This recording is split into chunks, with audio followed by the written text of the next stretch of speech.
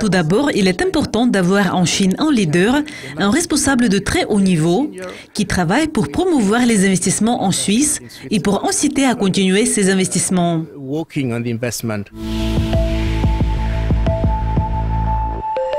Attirer des entreprises étrangères ou des entreprises chinoises en Suisse, ce n'est pas seulement la tâche de l'État de la Suisse, mais cela est également la tâche des entreprises privées. À mon avis, il y a 3 éléments importants.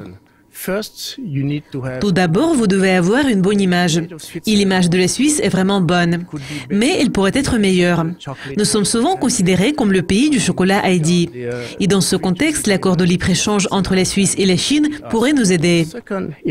S'il s'agit du deuxième point important, il est à noter que nous devons comprendre quel type d'affaires intéresse les Chinois. Ce que les entreprises chinoises font et ce que nous pouvons leur proposer en Suisse en termes de grappes industrielles, etc. Le troisième élément, qui est le plus important à mon avis, ce sont des relations personnelles. Il est important d'avoir de très fortes relations personnelles avec la haute direction de certaines entreprises chinoises.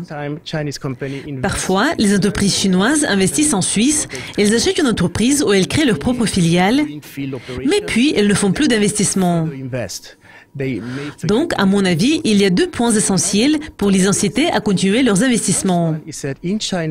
Tout d'abord, il est important d'avoir en Chine un leader, un responsable de très haut niveau, qui travaille pour promouvoir les investissements en Suisse et pour inciter à continuer ces investissements. Le deuxième point important est d'avoir dans la direction en Suisse des gens qui connaissent très bien la Chine et la Suisse. Et probablement, si ces gens viennent de Suisse ou d'Europe, il est très important qu'ils aient de très bonnes relations avec les sièges des entreprises en Chine.